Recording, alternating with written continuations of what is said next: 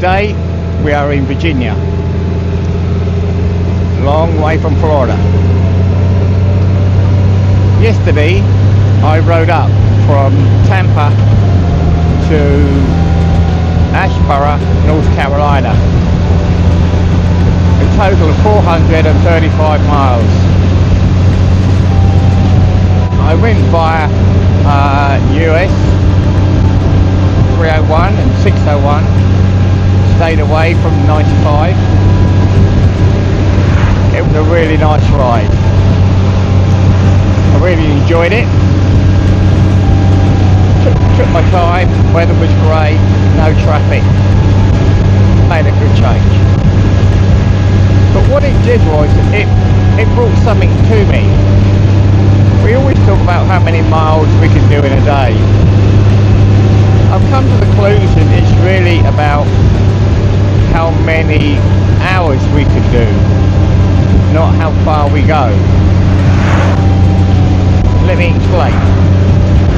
I rode from West Virginia to Florida 8 times on 95. Twice I've done it in 15 hours straight. And I just wanted to prove I could do the iron butt, basically. But what I found, going both directions, that the last 200 miles, 3 hours, is the killer, the hardest bit of the ride. So 12 hours is fine, but after 12 hours it starts getting fatigue sets in, for me anyway. Younger person could probably do it pretty easy. This month I'm 72, so maybe it's my age, I don't know. But yesterday I started off at 4:30 in the morning and I got to my destination at 5:30, so 13 hours. I did stop for breakfast and I had another stop for another something to eat in the afternoon. I didn't have any alcohol, I didn't go to no bars. But at the end of the day I was ready.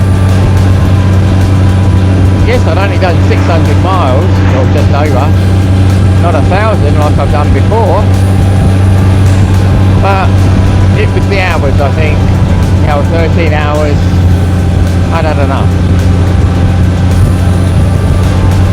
But it made a nice change, and so today I left Asheboro this morning about 7 AM in North Carolina, and I'm going up to Martinsburg in West Virginia. I've been riding the back road so far and they've been absolutely amazing. We're in Virginia now on this road, so as you can see it's a beautiful road. This is going to take me across to 81. I won't be recorded on there. It's just a blast. The final, I don't know, 80, 100 miles what I'm going to be doing. So that'll be interesting. But I tell you what I found out, I tell you what struck me yesterday. When I filled up my bike on Monday in preparation, gas I brought was $3.79. When I left home 4:30 Tuesday morning, every gas station in Florida for 200 miles was $4.29. Literally overnight it had jumped up to 30 cents, maybe 40 cents a gallon. Luckily I had enough gas to get me to Georgia, because when I crossed the Georgia state line, gas suddenly dropped to $3.67. So that was a bonus. I carried on. After breakfast I did another In 1 mile prepare to turn right. And I got to a place called Orangeburg and I filled up there. For using a card, it was 3.56 a gallon, or if you're paying cash 3.54. So there's only charging 2 cents difference. So that was good. And then I filled up again in on the edge of South Carolina, and again I got it for 3.56. It was amazing to see how much gas prices changed in the different states. I don't understand why there's such a big, difference. Who knows where it's going to end up? But anyway, look at this drive, what we're on now. To the left of me, over there, that's the Blue Ridge Mountains. A little way along this road we could do the Skyway Drive. I've done that. That's 100 miles on the top of the Blue Ridge. It's before it gets to the main part of what they call the Blue Ridge Mountains. It's the start of it. It's such an amazing road. But scenery around here is just stunning. Just stunning. It's a beautiful ride. Even if you're riding on the highways, they're very nice. They really are. Such a change from flat, boring roads. I'm just gonna enjoy the road. Of course, there's traffic.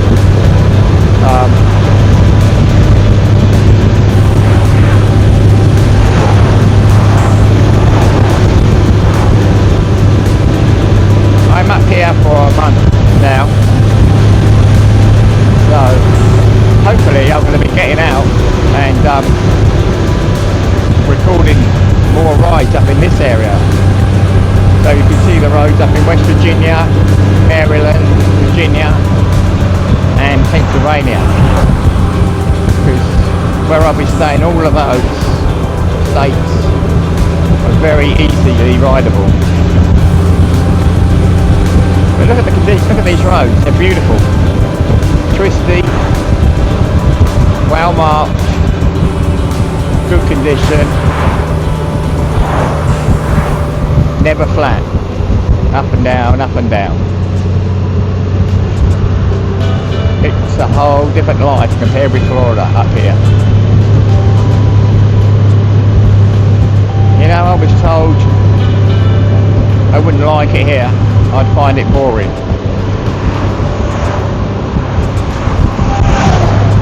I will admit, when I first came up here, I did find it boring because it's so different to the Florida lifestyle.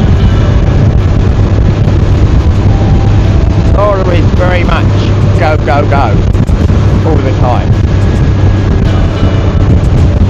If you want to ride, you've got to get north of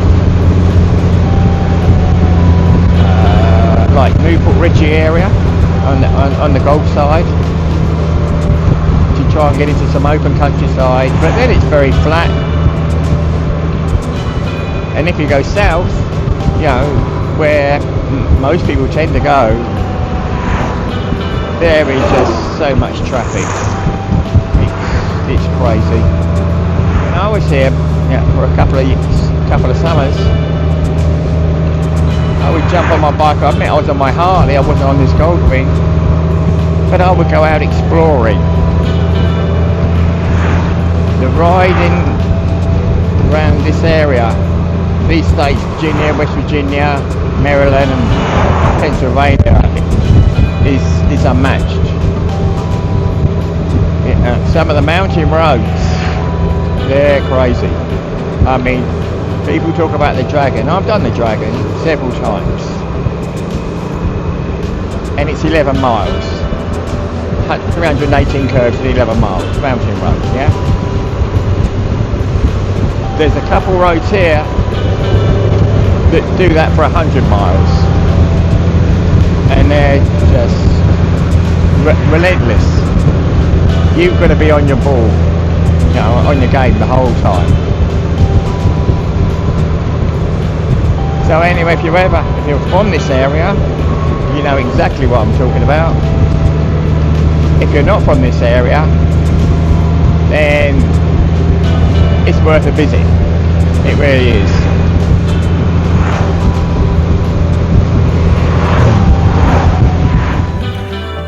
Okay, when I left this morning, I travelled the back roads through North Carolina, which I said, and I'd mapped out a route which I had to get across the Blue Ridge Mountains. And looking at the map, I saw this road.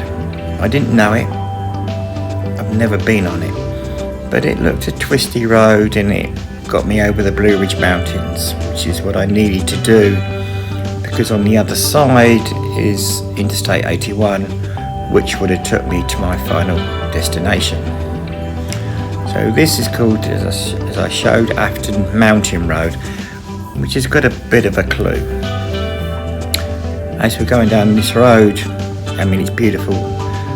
The weather's great. It's nice and warm, and you can see the Blue Ridge Mountains in front of us.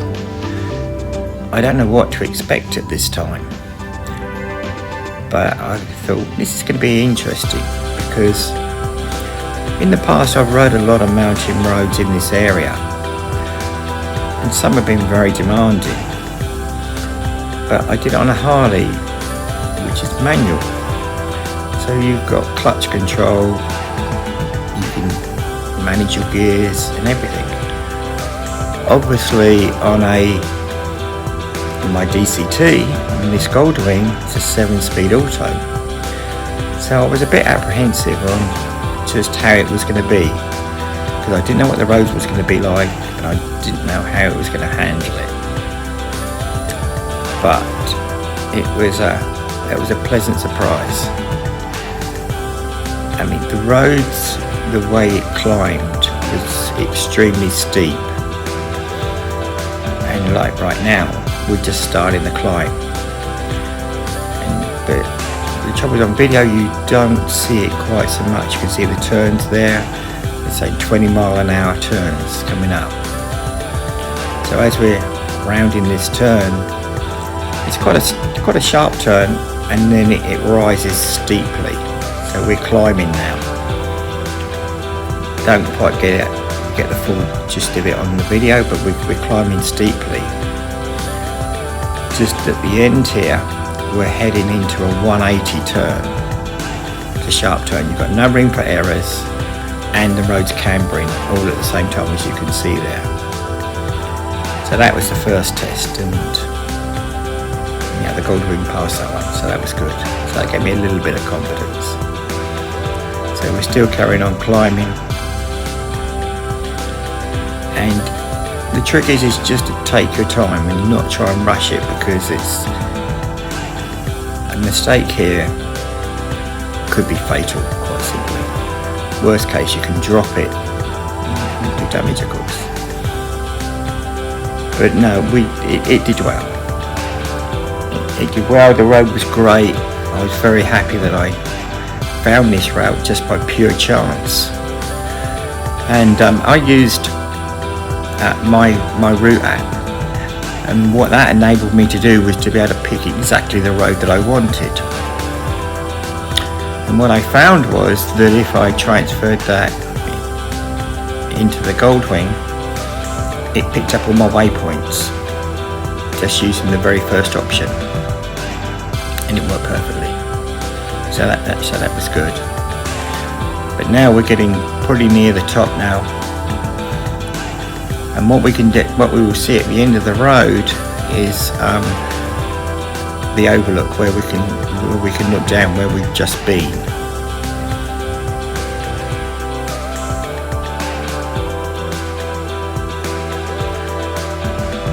You know, when you're doing a road like this for the very first time, it can be a bit of a relief when you get to the end. You think, yeah, I managed that.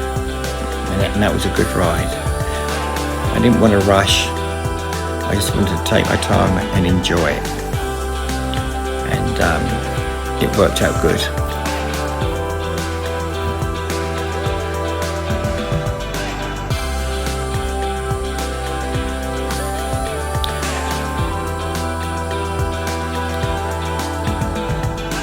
Now we're now on the top of the Blue Ridge Mountains.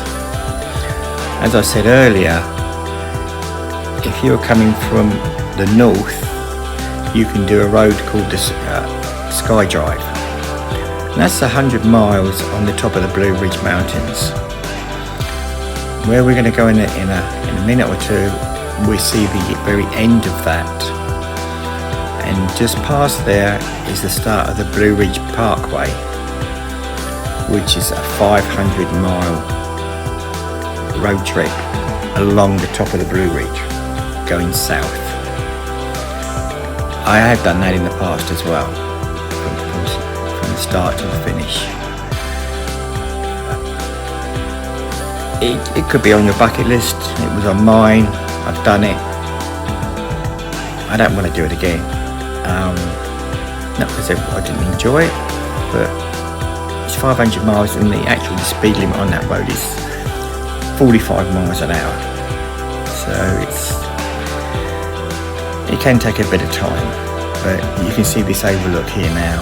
I mean, it's a shame my camera wasn't a bit higher so you could actually see how good it was. There was an overlook that I wanted to get to, but it was on the corner where they always are, and there was some traffic, so I couldn't get over there safely. Maybe another time I will.